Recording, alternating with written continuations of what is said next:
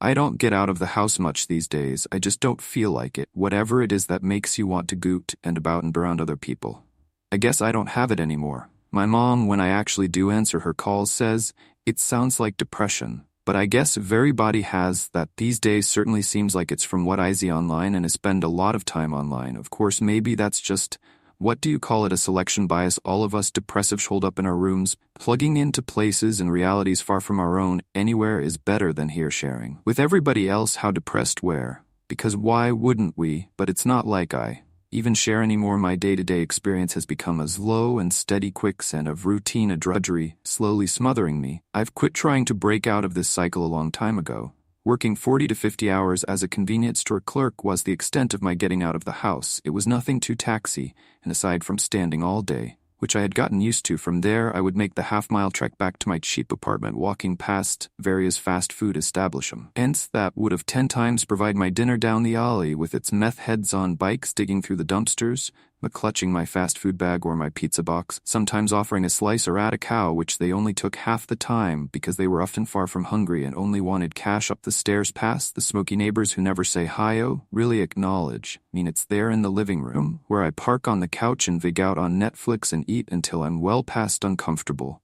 Thenly back onto the wrapper and napkin-stuffed cushions, the tower photandretti boxes teetering on the armrest, stare at the ceiling until the discomfort passes, and I feel at least motivated enough to get up and over to my desktop, where I while away the hours until exhaustion takes me day in and day out. It's like this towards the end of each workday. Dread takes a hold. I get anxious at the thought of going back to that dark and empty apartment, and all the time I will have to kill in the morning. Their versus true paranoia overtakes me. I fear what it will be like to show up at my job, that I will have forgotten how to interact with people, that people will stare at the awful waste of space that I become. Lately I've considered looking to applying for some sort of disability. If it is depression that I have an excuse, right, but most days it seems like my job is the only thing keeping me tethered to reality, and I fear that if I quit, I would completely lose what little grip on reality that I still have. The prescription bottle full of antidepressants winks up at me daily from the bathroom counter. I've tried once before, or more times than that even in my youth, but they didn't take. In fact, they hold the opposite effect and almost send me impatient, scared of trying more. Thought the doctor says it can take a while to find the right medication. This lifestyle of mine has taken a toll on my body. My knees hurt during my shift. I've had to upsize my work shirts. There are call uses on my wrist and elbow from where I rest them on the desk, the mouse, the keyboard. I also think that I might be developing a cyst in my butt or something from sitting so long. There is a tenderness back there, as well as I do, about the pathetic state of my mental and physical health. I can only get more depressed whenever I think about it. Too long how far I've slid. I avoid mirrors as much as possible and forget even stepping on a scale. I'm only getting worse. I don't even react to the videos that I watch. It's like I've forgotten how instead I just watch reaction videos, somebody reacting for me. And there's mess staring blankly at it, a reaction to the reaction. I don't tweet anymore.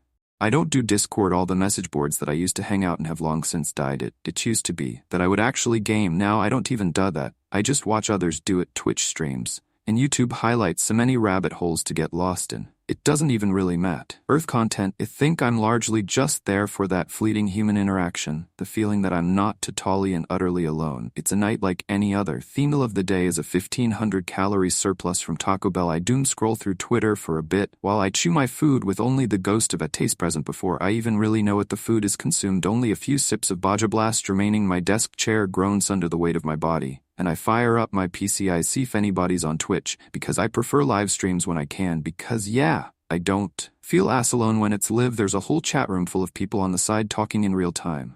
And there was a time when I would join in the conversation. I ignore the call from my mom, but I'd text her back and tell her that I had a long day and that I would be in touch. There's a handful of streamers that I follow regularly lately. They've been taken to the more fast-paced FPS, their Valorant and such. This has led me going to my old reliable streamers with much smaller followings. It's more intimate that way. I guess this one chick I like is usually playing older stuff. She has Ariel soothing voice and call share yourself, the patient gamer darky liner and thick glasses, total gothchi vibes. And I'd be lying if I said I didn't have a little crush on her. Though she says that she's a lesbian. But whatever, I don't say anything creepy to her. I don't say anything at all. Tonight she's got a playthrough of Life is Strange going on some game I remembered playing and enjoying when I used to care about such things. I don't remember finishing it, and the screen she's on is for Intune. It's just two girl characters moving around, some seaside-looking pla. See talking to a guy outside a camper trailer. Are you still with me, Jacob the patient? Gamer sked me jump up with a start. That's my name, is she talking to me? I mean surely Nothello Shesks, and she's looking directly at the camera, somehow staring into my eyes with my mouth dry. I managed to say Melissa and she whispers, she eyes go blank, like she's staring into space, and the screen starts to glitch frame, stuttering her head and face jerking, jaw ratting open through the skipping video. Her mouth widens into an impossible gap. A high-pitched sound of feedback comes from the black void of her slack-jawed mouth out of my computer speakers. Nobody comments as she starts retching, gagging. They're at the screen, awful wet sounds that make me gag. The jugular veins on her neck are faint and swollen blue. Her throat bobs, so something white emerges from deep within her. It's a loudspeaker, square-shaped, and something that you would see mounted on a pole outside somewhere. Static crackles from the speaker, and I'm paralyzed to my chair, unable to click away, unable to shut my ears. A void starts talking. It fills my room with noise. It fills my head with fear. It's not the tone of voice, which is some cowboy sound, an old man straight from some old disco radio sketch. It's what he's saying now. Folks, we interrupt your usual programming on this fine and dandy evening with every special edition of The Rules of the Road. Now, we talk a lot about roads here on the program, and back roads and dirt roads and rough roads, interstates and freeways, shyways and byways. Well, tonight we're going to talk about a particular kind of highway that we all know a little too well. The highway can enlighten and enthrall. The highway can educate and misinform. This highway can reprogram and reinforce. This highway can lead you down some dark paths, leave you sitting alone in your room in the dark at 3 a.m. and wondering just what it is you're doing with your life. This highway can be just plain mean. Now you might ask, what in God's name highway are you talking about, Bucky? It must be something going through Dallas now. Right, well, no, I'm not talking about anything as dangerous as a Dallas road. I'm talking about the information superhighway. That's right, cyberspace, the internet, the big old series of tubes of the World Wide Web. And oh, what a tangled web it is the world's only gotten smaller since its inception. With each technological leap, our walls are closing on, and I bet you're finding less and less reason to leave the house. These days got the world at your fingertips. Don't even have to have a face-to-face conversation with a single cell, and isn't it great? All that power, all that information, all the collective memory of recent history. I bet scrolling on that you might get a tasty of what it's like to be in my shoes. You wish, compared to where I've been and what I've seen, the access that I've been granted, the internet is little more than a few pages of a phone book. Maybe you should sign up for my service provider sometime. It sure is something. Nan, you want to tonight's rule of thorough. At any point during your journey through the interwebs, you discover some schmuck in the comment section trying to sell you on a load of horse feathers, then you must respond to their comment with a few specific words. Now, I'll get what those words are here in a minute. I just want to make sure that we're all on the same page now. You know the type of fell I'm talking about. It's the obviously fake commenter looking to scam you in some form or fashion. It's always Mike Whiskey in New Jersey, and he's just won the lottery, and he's feeling extra generous and wants you to contact him with your info so that he can spread the wealth a little. All it's Janet Pfeiffer from Grand Rapids, and she's making $6,500 a month working from home as a stay-old mom, and she wants to tell you how you can do it. I believe the first part is getting knocked up, but I digress. Case on now. The next step is to respond to the scheming scammer. You must respond with, "Hey, that's very interesting, but your money's no good here." They will eventually respond with a website link. You must go to that website. You must watch the grainy black and white video with, and you must bear witness and feel the sinking feeling down at the bottom of your stomach. Your rising heart rate mixtape of the worst moments of your life. Lick the screen and taste the salt of their tears through the glass.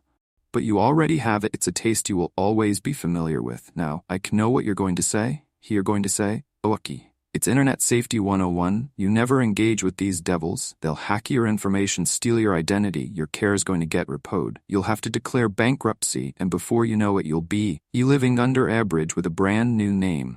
Your cats won't even recognize you now. Am I going to respond to these yahoos? And to that is fair enough. But if you don't, while these so-called yahoos might pay you a little visit, and I must warn you, they don't take kindly to being ignored. Well, that's all I got for tonight. Hope y'all are doing well out there. Hope you remember to blink every now and then stretch your necks and adjust your seated position so that you don't get a bed sore. Why don't you step out and get some fresh air? Actually better. Rethink that it is a scary word. Doubt they're much safer online if you're not out on the road. The rules can't get you, ain't that right? Stay alert, stay lively, stay lonely. I'm Buck Hensley, and these are the rules of the road. The screen flickers, so I'm going to go over to this room. The patient gamer says, staring at their computer screen, her mouth is back to normal. The chat room flows on with innocuous comments. Nobody's mentioning the fact that her jaw unhinged with her chin on her chest into her forehead, staring at the ceiling, a speaker jutting out of her mouth. I close the browser, push my chair away from the computer outside of my little porch of the upstairs landing. I lean on the railing and stare out at the quiet parking lot for a very long time because of where I'm posting this.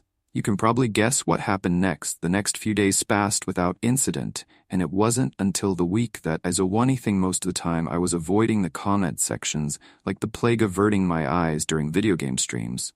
I quit watching the patient gamer. I couldn't stand to look at her and revisit that memory of her hideous outstretched mouth. I mean, what if it happened again? I'm watching some bloke doing a half like a Black Mesa playthrough when I see it the comments, and the chat are scrolling by with the usual stuff. Slayer91 says, "One shot, you must got it in an easy mode." Bananagram keeps begging the streamer to autosave, saying, "You're just showing off at this point." And then Ozer, known as Kicks37, types out, "You've been selected, want $100 to Costco to spend on back-to-school supplies. Click here."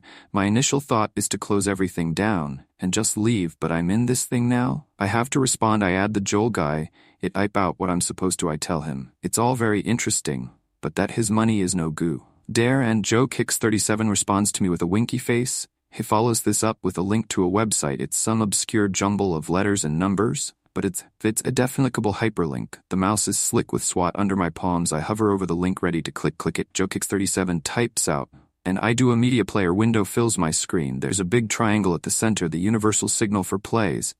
Now static swarms over my computer monitor. My living room is filled with the flickering, dreamy analog glow of a cathode television on a defunct Analand. Then the images start to play, impossible images. Nobody ever had a camera with them when these things happen, but it's like they did the voice, the images, the sounds, they're all accurate. The phantom cameraman whipping the camera's eye around, getting up close and personal with anyone and everyone, a highlight reel of the worst moments of my life. The mama bird flapping around the nest frantically, her chirp strained with distress, the naked pink baby bird with the solid blue eye mouth gaping as the life was squeezed out of it but kept alive long enough to beeple. A Sedina half-full Gatorade bottle, men not saying anything, note venting, nothing worse than a bystander head dipped low in the canny and fluid membranous wings stretched to taut over flexing bones as if it could just take off at any moment. Case if it ever even knew how to fly. And I guess it did have one first and final flight. The bottle was peated to the other end of the field where it disappeared into the bird. The way his laughter had an edge it, toit and just sharp enough to cut a deep, that it took years to fill it and then forget. Why couldn't I have saved it?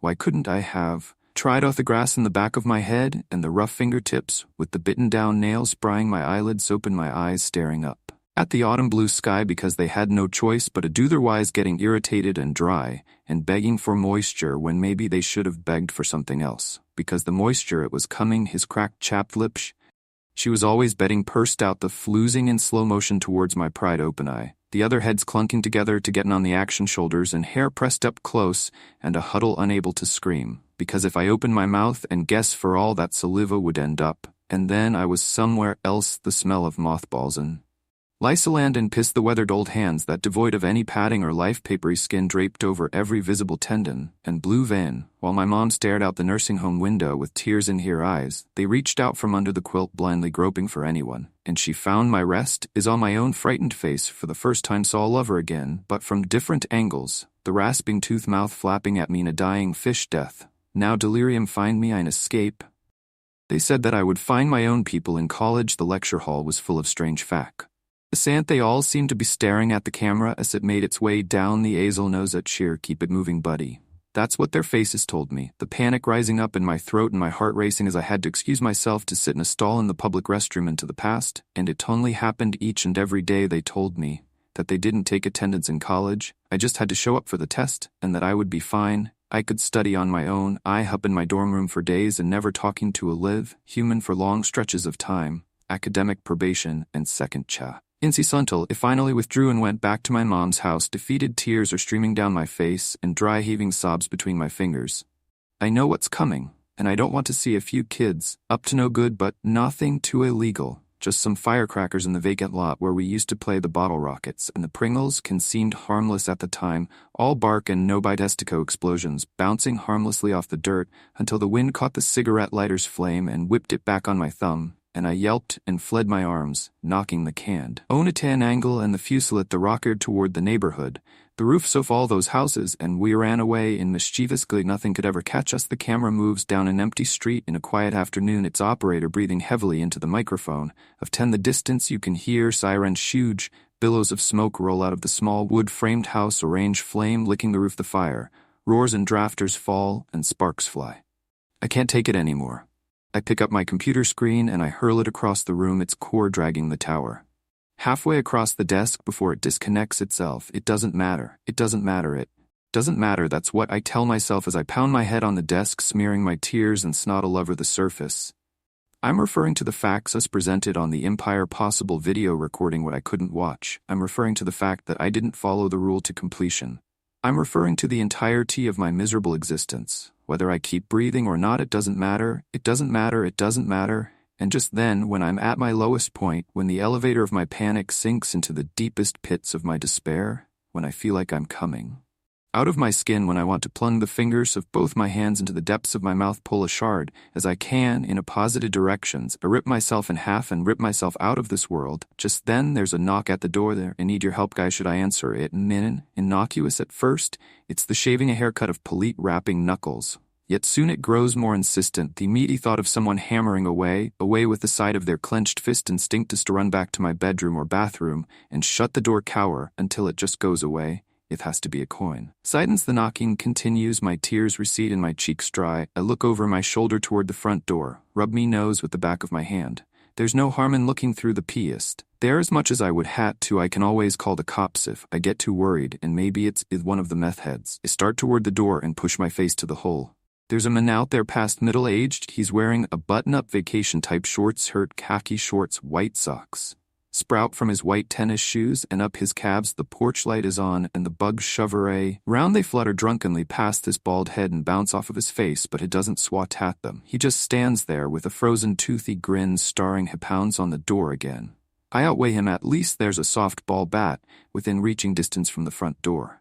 I had bought it after the apartment manager had reported some break-ins. I open the front door. I just a crack. His eyes light up when he sees me. "Good evening, sir," he says with wooden-looking teeth, and his mouth stays fixed in that grr, but just kind of flaps enough for the words to come out, like he's a ventriloquist dummy. His voice sounds like a chain-smoking Sesame Street characters. Can I help you?" I asked. "Yes. I believe you saw my messages several times over the past month." I was following up on that. He says his lips are maroon color, and with the door open, I can see that his skin is pale white, covered in some type of powdery makeup. The thick lines and wrinkles of his face are spared, somehow looking even more noticeable through the dusted white. Simply put, he looks ghastly, his eyes wet and shiny from sunken craters. "Message?" I asked. "Well, yes, online. I know that you've had to have seen it. You're on the quite a bit. I think you've got the wrong guy as a and step back." I think of slamming the door in his face, but his foot is cinched and at the threshold. I just want to ease out of this situation with as little confrontation as possible. It's not a big deal. I just need you to fill out these surveys and you'll qualify for a $250 Amazon gift card, he says, holding up a stack of papers.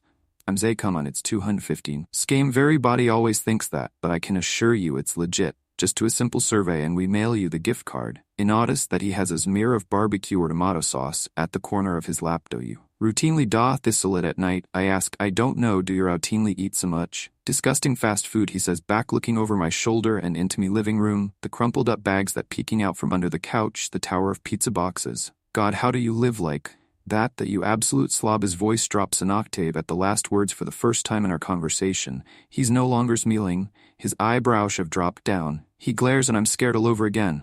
I want them gone, whatever I say, and take the papers out of his hands, bark goodnight to him and slammed. He door looking through the people. I see him skipped on the stair. She disappears into the dark of the parking lot. Not the top of his pale bald head. The last thing that I see, ifers but the stack of papers onto the pizza boxes. Swear that tomorrow, I'm going to finally clean up the piles of trash that have infiltrated my living room every night. That comes most nights. I ignore him. He eventually leaves, but it can take hours of knocking and pounding. I've even caved and filled out a couple of the surveys, a long arduous task of answering questions of whether or not I've heard of specific brands or companies. There are questions asking me to rank on a scale from 1 to 5. How will I like Charm and Ultrasoft? One particular question stands out to me, buried within so many other innocuous questions. A task: does the sweet bite of Mountain Dews sufficiently distract you from your greatest sin?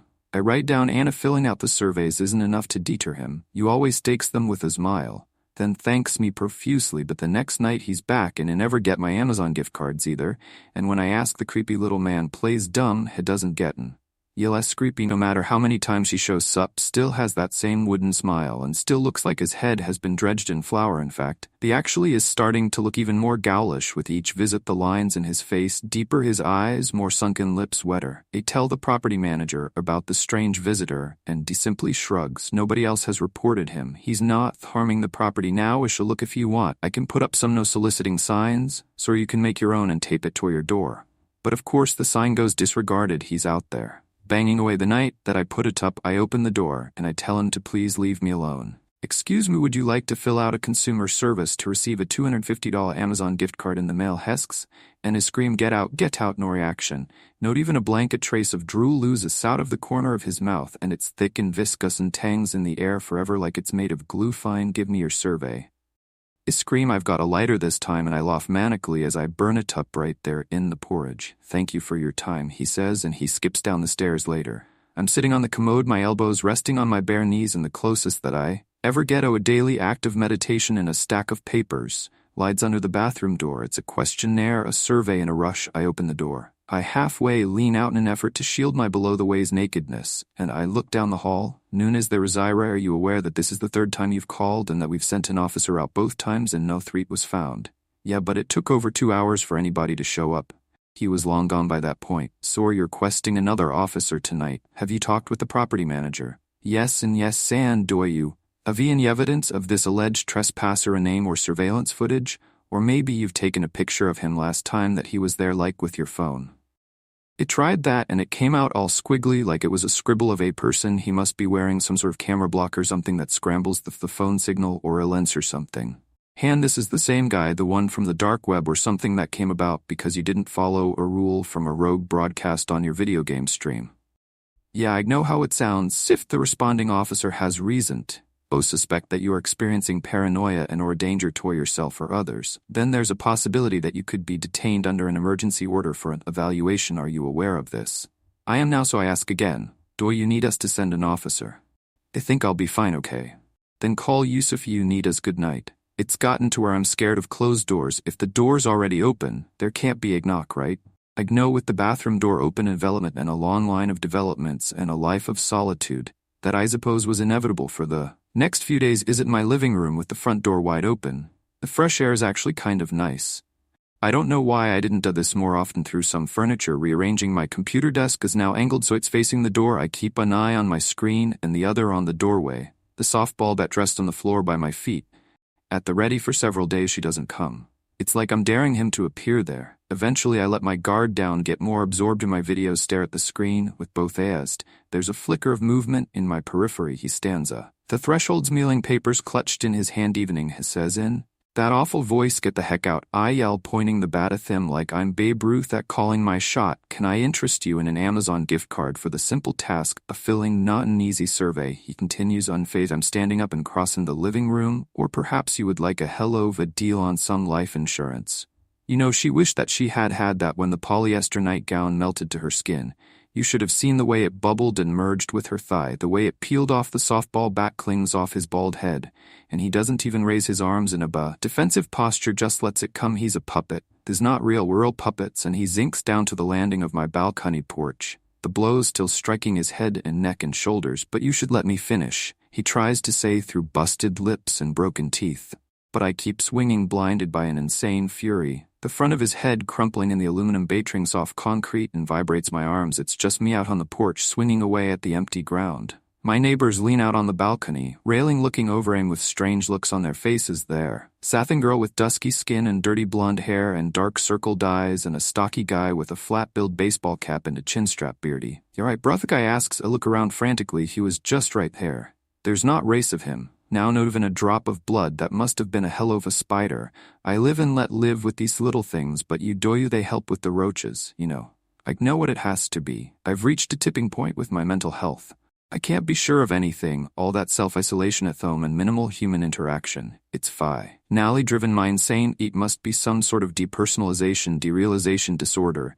And now I'm finally hallucinating things and people from the internet are all that I ever know anymore, only natural that they would start to manifest. Maybe I don't need to be taken in. I haven't gone into work in 6 days. I've simply no called, no showed, and I've had 17 missed calls from the man, 21 missed text. The only allowance I've made myself is that I've responded to just enough text from my mom so that she doesn't contact the police for a wellness. Skeken Mife? I were to hearth and knock on the door and respond in all the ways that I have to my current knocking tormentors, the outcome would likely be disastrous, but it doesn't matter because he's quit knocking on the front door ever since the softball bat incident from a bedroom window. He raps on the glass, that grinning face in the dark, his voice calls to me from the air vents. Soon it's not just hymns. Soon the others start to come to boudry raspy voice. Whispers from the drain in my kitchen sink. I lean my head closer, Booth whispering continues, boost your Cree. Dit score with these 6 simple tricks. Just write your social security number on a receipt slide. It down the drain, I poke chopstick down the drain and meet a spongy resistance is something that pushes back. The chopstick clatters in the sink as I jump back like I just touched a hot stove. One knock on the door is a guy in a tailored suit. It's late when he comes and his sunglasses are darker than the dead night around you. So it doesn't matter that he's wearing sunglasses at night like that old song. It doesn't matter because I'm willing to bet there's nothing behind those shades. Empty eyes, sockets are endless voids into black nothingness. I'm sure what dude he says I'm offerings, exclusive secrets on crypto, and I need you to not pass upon this offer. As a look, I can understand your skepticism, but look at you, he gestures toward me, then back to himself. Now look at me with crypto, my future is so bright that I gotta wear shades. I'm mildly intrigued by the appearance of this new individual. But yeah, it's more spam stuff. So far these things haven't ever touched me. At the moment, this new development is no more than enough novelty. Yet who are you supposed to be, the spam commenter of Christmas future? I ask. He says, chill it wit, the wise guy stuff last time. I looked, I'm the guy swimming Scrooge McDuck style in the currency of the future, and you're the fatso in his apartment, eking out a pathetic existence. Do you really want to live this way? Come with me, and I'll show you the way. His voice trails off and he looks off into some other realm to the left of my doorway. What do you need? As You need an investment of $250, he says, and an inky black liquid is dripping down his cheeks from somewhere behind his sunglasses. It runs into his mouth, and he smacks his lips, his pearly white teeth, turnings. He and ye gray from it. You need my real money to invest in your fake money. Ask, it's all fake money, he says, and the black liquid drips off his chin without him noticing. His flashy haircut is swooped back into an impossible tower on his head, and I think is he something peeking out from that massive golden hair, a beak or a spider leg. Well, I'm out of a job. I'm going to need all the fake money I can get. Where we going? And we don't need jobs. Isn't that what you want? All the time in the world to mess around on the internet. All that time for escape. Has it worked for you?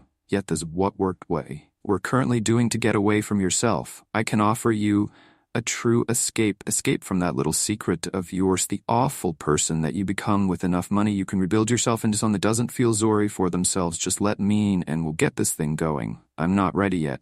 Isaiah, think about it. This is and slides his middle finger under his sunglasses, pulls something out and he hands it to me. It's a business card, all that's on it. Terry, a few words and languages and symbols that I've never seen. Ha flashes deuces at me. He gives a note and sought soft down the steps and into the night. They are relentless, the spam ghosts that leave notes scattered around my house. They write their offers in the dust and grime of my kitchen countertops and furniture.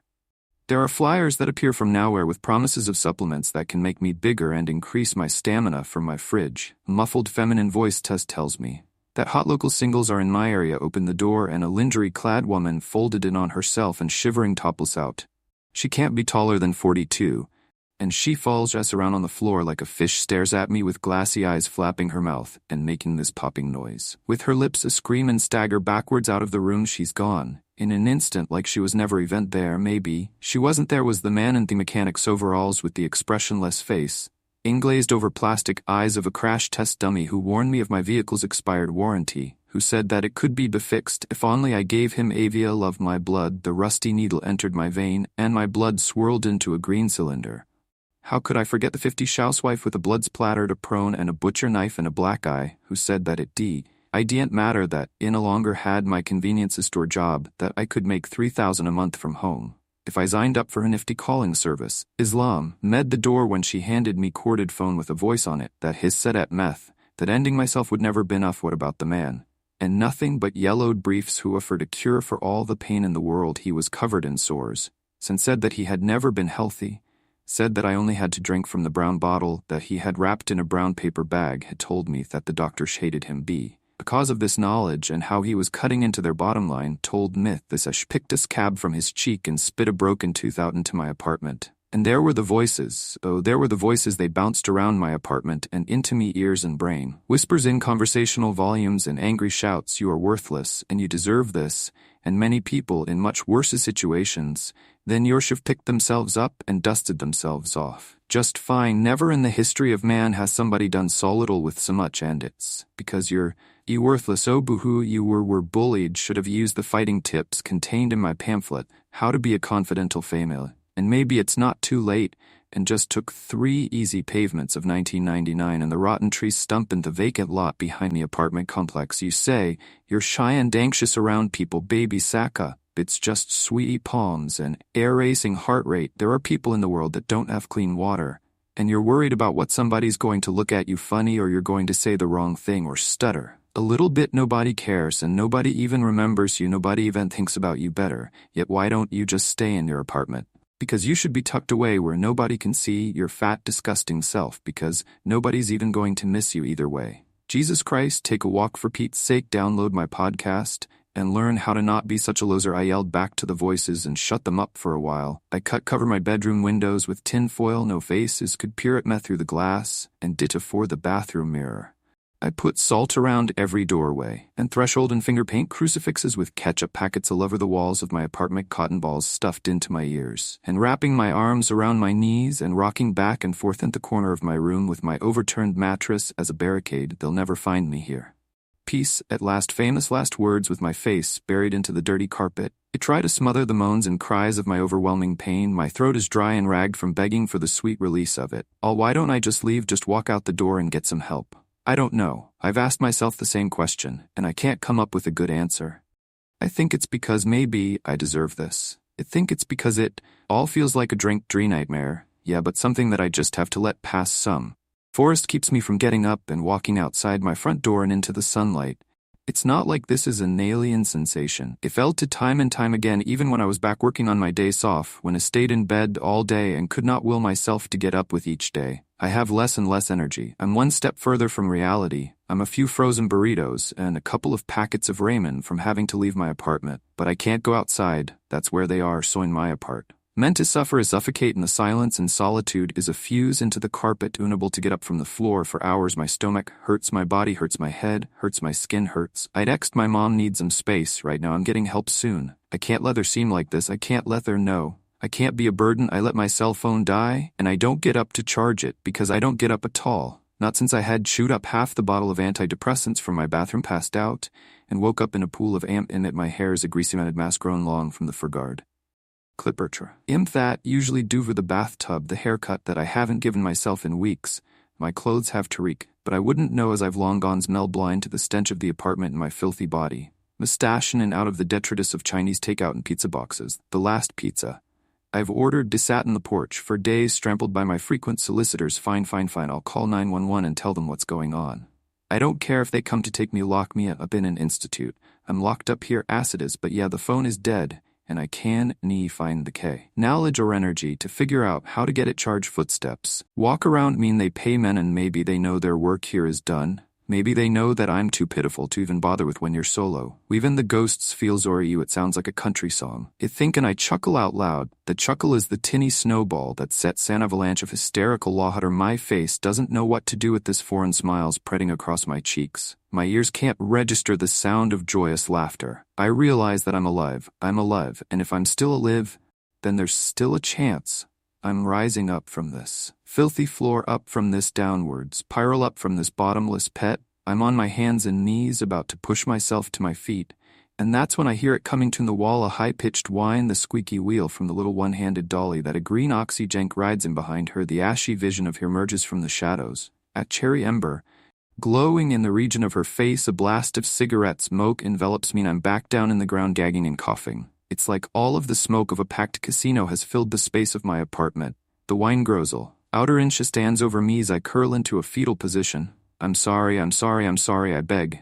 I'm too dehydrated for tears, though a charcoal face leering into mine, plastic oxygen tubes naking from her nose over the black and bubbled half of her face, the cigarette dangling from the burnt marshmallow laps. She gets closer and closer. She doesn't say a word, just shoves me down with her non-burned hand with surprising ease and starts to push the cherry of the cigarette towards my face, stubs it out in my cheek.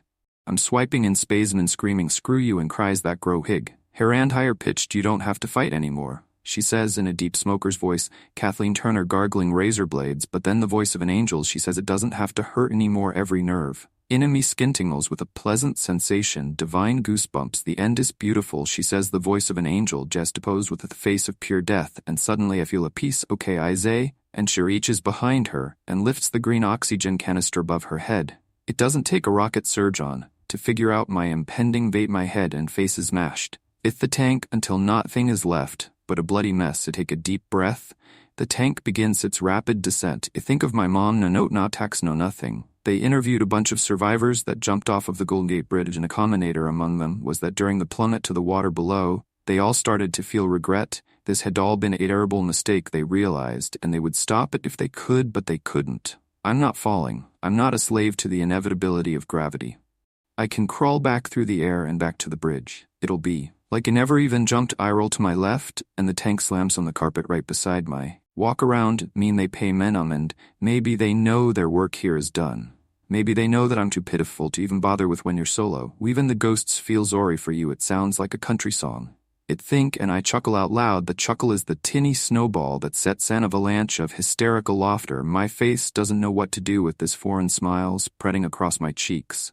My ears can't register the sound of joyous laughter. I realize that I'm alive, and if I'm still alive, then there's still a chance I'm rising up from this filthy floor, up from this downwards spiral, up from this bottomless pit. I'm on my hands and knees about to push myself to my feet, and that's when I hear it coming to in the wall, a high-pitched whine, the squeaky wheel from the little one-handed dolly that a green oxygen tank rides in behind her. The ashy vision of here merges from the shadows, a cherry ember glowing the region of her face. A blast of cigarette smoke envelops me. I'm back down on the ground, gagging and coughing. It's like all of the smoke of a packed casino has filled the space of my apartment. The wine grows outer and she stands over me as I curl into a fetal position. I'm sorry. I beg. I'm too dehydrated for tears, though a charcoal face leering in plastic oxygen tubes naking from her nose over the black and bubbled half of her face. The cigarette dangling from the burnt marshmallow lap. She gets closer and closer. She doesn't say a word, just shoves me down with her unburned hand with surprising ease and starts to push the cherry of the cigarette towards my face, stubs it out in my cheek. I'm swiping in spasm and screaming, "Screw you," and cries that grow hig. Hair and higher pitched, "You don't have to fight anymore," she says in a deep smoker's voice, Kathleen Turner gargling razor blades, but then the voice of an angel. She says it doesn't have to hurt anymore, every nerve. In my skin tingles with a pleasant sensation, divine goosebumps. The end is beautiful, she says, the voice of an angel. JS deposed with the face of pure death, and suddenly I feel a peace. Okay, as and she reaches behind her and lifts the green oxygen canister above her head. It doesn't take a rocket surge on to figure out my impending fate. My head and face is mashed. If the tank until nothing is left but I take a deep breath. The tank begins its rapid descent. I think of my mom, no tax, no nothing. They interviewed a bunch of survivors that jumped off of the Golden Gate Bridge, and a common denominator among them was that during the plummet to the water below, they all started to feel regret. This had all been a terrible mistake, they realized, and they would stop it. They could, but they couldn't. I'm not falling. I'm not a slave to the inevitability of gravity. I can crawl back through the air and back to the bridge. It'll be like I never even jumped. I roll to my left, and the tank slams on the carpet right beside my head. I'm squirming toward my front door, Novin looking back behind me. She howls with rage. Blustery clouds of cigarette smoke fill the apartment, hooping around in a Gil Forest wind in a stained tornado, and I'm on my knees and I'm on my feet. And I feel the tank pound into my hip. I struggle with the door, scorched skeletal fingers steer at my shirt, and I burst out into the night. I'm on my porch, panting and catching my breath, staggering, stumbling, tripping, falling, rolling down the first set of stairs and onto the landing. I don't even look back in the parking lot. Someone or something clatters over by the dumpsters. A skinny guy with a bike is over there, and he's watching me. "Hey, you alright? The hell looks like you seen a ghost." I'm good, as my legs feel weak as I take a few steps toward him. He seems normal, and it's not like I'm going to go back to my apartment at the moment. I walk over to him, and he's got a little trailer attached to his bike. There's a bunch of junking. A plastic bag, watts of copper wire speaker, a black plastic Blu-ray player. "What are you doing?" I asked. I'm just scavenging. It's what I do, he says, nodding to the pole behind. ND finding anything good. Hits hit or miss tonight and garbage days tomorrow. So I'm trying to find some treasures. Look, man, this is going to sound weird, but you mean, boy, you have a home, why are you offering up a place? No. I'm just wondering if it's cool if I hang out here for a bit, I could help you or something. Old lady kick you out fast with a smile. He's missing one of his upper canines, a black gape in his grin. Yeah, something like that, I'm not going back in there. As a gesturing at my apartment, a guy like you ain't you got some place to go, he sizes up my appearance and lets me need. Just under the streetlight, he realizes that he's misjudged, you are looking rough. Yeah, you can hang out. We make our way around the apartment complex, stopping off at the dumpsters. The next few wear bus, nothing of value or interest. That doesn't ask him any questions while he works. She's too focused on the task. And his name is Bobby, and he says that he's been living this way for a few years now. After this, I follow him a couple of blocks down the alley to a vacant lot behind an auto repair shop. At the back of the lot, next to a fence, is a tall grass surrounding a scraggly tree. Luatar fangs from a branch forming a makeshift tenty. You sure you don't got nowhere to go? Bobby asks again. I realize that my phone and wallets are back in my apartment. I'm not going back there tonight. I really don't have anywhere to go. Old lady said she'd call the cops. Is they alright?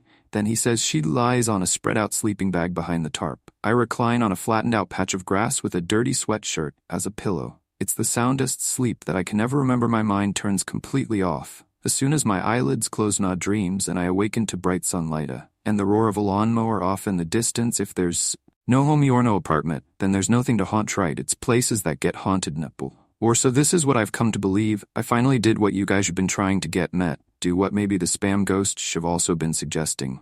I laughed the night after my near demise. Bobby went into the apartment and got my phone and wallet and did garbage bag of clothes.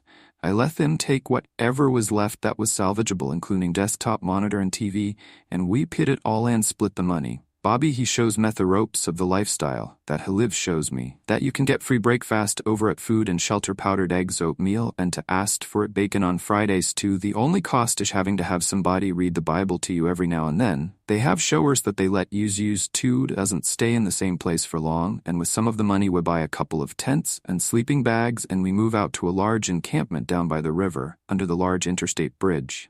There's a community of sorts. Sure, lots of crazies, lots of addicts, and lots of drugs. Everybody down here is lost in some form or fashion, so I Triton Bobby he tells me he's clean, even attend in a meeting with him one a time. But I guess that the rivery gets triggered and I see him duck off and hit a pipe on more than one occasion. He starts acting differently. Always messing with his scavenge junk. He takes apart worse electronics and puts them back together. Again, his hands tweaking the whole time. Soon he disappears and I don't see him for a long time. There's music at night in campfires, and sometimes somebody's grilling something, and sometimes they share, sometimes there's a case of beer for everybody to partake in. The hardcore people have their own hoarded jugs of liquor. This guy Muddit who stays while he catches several behemoth catfish with his bare hands. I'm talking the size of border collies. He hoists them over his shoulder. And that evening we have fish, it tastes like dirt. All this walking around indifferent eating is start lose weight and have to get some new clothes from the Salvation Army. I tell my mom that I'm on a new diet and exercise program, and that I'm getting good results. Later on, a hippie guy in a van shows up at the encampment, and he Kesmato, a rock climbing gym, and shows Metharobs, literally his name is Tone. And he's in the area visiting a relative on hospices, as that he's rolling out soon to a place with real elevation, real rocks to cleanse, as that he needs a blade partner. I tell him that I'll think on and get back to him. They were just lulling you into a false sense of security. They're messing with you. This whole time, it was just so that you could get a tasty of what you would miss. They know what you're doing. What's the feeling? Killing it oppressive. It's too easy. You're giving them what they want. No, that's not at all of that's behind you. It's just somebody from the camp here. No homie or no apartment, then there's no thing to haunt, right? It's places that get haunted, not people. Or so this is what I've come to believe. I finally did what you guys have been trying to get me to, what maybe the spam ghosts have also been suggesting. I laughed the night after my near demise. Bobby went into the apartment and got my phone and wallet and did garbage bag of clothes. I let them take whatever was left that was salvageable, including my desktop monitor and TV, and we peed it all and split the money. Bobby, he shows me the ropes of the lifestyle that he lives, shows me that you can get free breakfast over at Food and Shelter, powdered eggs, oatmeal, and to ask for bacon on Fridays. Stu, the only cost is having to have somebody read the Bible to you every now and then. They have showers that they let you use too. Two doesn't stay in the same place for long. and with some of the money, we buy a couple of tents and sleeping bags and we move out to a large encampment down by the river under the large interstate bridge. There's a community of sorts, sure lots of crazies, lots of addicts and lots of drugs. Everybody down here is lost in some form or fashion, so if it Triton Bobby tells Meth he's clean, even attend an meeting with him one a time. But I guess that the river gets triggered and I see him duck off and hit a pipe on more than one occasion. He starts acting differently, always messing with his scavenged junk. He takes apart worthless electronics and puts them back together. Again, his hands tweaking the whole time. Soon he disappears and I don't see him for a long time. There's music at night and campfires, and sometimes somebody's grilling something, and sometimes they share, sometimes there's a case of beer for Ev. Everybody to partake in the hardcore people have their own hoarded jugs of liquor. This guy who stays while he catches several behemoth catfish with his bare hands. I'm talking the size of border collies. He hoists them over his shoulder, and that evening we have fish. It tastes like dirt. All this walking around indifferent eating. I start to lose weight and have to get some new clothes from the Salvation Army. I tell my mom that I'm on a new diet and exercise program, and that I'm getting good results. Later on, a hippie is guy, and a van shows up at the encampment, and he Kesma to a rock climbing gym and shows Methrobs. Literally his name is Toman. And he's in the area visiting a relative on hospices, says that he's rolling out soon to a place with real elevation, real rocks to climb, says that he needs a play partner. I tell him that I'll think on it and get back to him. They were just lulling you into a false sense of security. They're messing with you. This whole time it was just so that you could get a taste of what you would miss. They know what you're doing. What's the funiculating and depressive? It's too easy. You're giving them what they want. No, that's not at all of that's behind you. It's just somebody from the camp here, stealing your wallet and riffling through your stuff. These are the thoughts that run through my mind when I see the shadow looming outside my tent. Somehow the me represents of it, awake and disturbing. It's been standing out there for every long time waiting for him. Made a stir. How does a knock on a tent? I don't know, but a wooden knocking sound emanates from the zippered entrance. Hello, it's me again. I know that you're in there. How could I forget this voice? I don't say anything. Open this tent or I'll burn it right up. The voices says what they mean, spirited. Laugh. Okay. I'm making my way towards the flap from my low vantage point. I'm graded by the thick white tennis shoes, these his socks shiked up blue vinyl legs. I crawl out and stand up, and it's the first visitor, the guy whose face is mashed with a softball bath. Logan, sir, glad to see you. How are you doing? Hesk's jovial and cheerful as she's ever been, face frozen like always. Defeat for FS my veins. I can't think of anything to do there than cooperate. There's no way to beat these things. I start to say fine, but it cuts me off. I'm here to tell you about some huge Medicare savings on your home medical equipment. What medical equipment for the home? Like hospital beds, bedside commodes, oxygen concentrators, portable oxygen. Never have there been savings like this. Oxygen. Why? Yes, just be sure to not smoke while wearing your oxygen. You just might catch your face and house on fire. And convinces some youngster that he was responsible for your death. One coincidentally accidentally shot a bottle rocket onto the roof of a nearby house, where it promptly fizzled out, and didn't harm anyone. The wind is knocked out of Memmy legs are gel. I try to speak, but now words come. By signing up for this supplemental plan, you will get huge savings by entering into a network of quality physicians. She continues, are you telling Memmy? Knees are on the ground, eyes exploding with hot tears. She says, pushing an ice cold finger to my lips. She places his other hand on my head. I just need to ask you one more question. I can only choke out a sober response. How do you feel about the recent quality of food at Arby's? Is it the same, better, worse? I haven't been in a while. What option do I understand? Thank you for your time, he says with a bow and trumps off into the nights. So this is Colorado. I say more of a declaration than a question. It hasn't been that long since we passed the state line coming out of Kansas. Through the windshield I-70 stretches across to slightly crumpled flatness. The sun is blending and setting in the west. I can't see the mountains. Yep. Tom says I figured the Rocky Mountains would be a little rockier than this. I say, but Tommy doesn't catch my reference. Doesn't take the assessed, only responds, you usually can see them freaking son in my pocket. My phone buzzes, and I answer, hey Momo. Yeah, I just crossed into Colorado in the mountains. Yeah, actually. I think I'm feeling pretty good.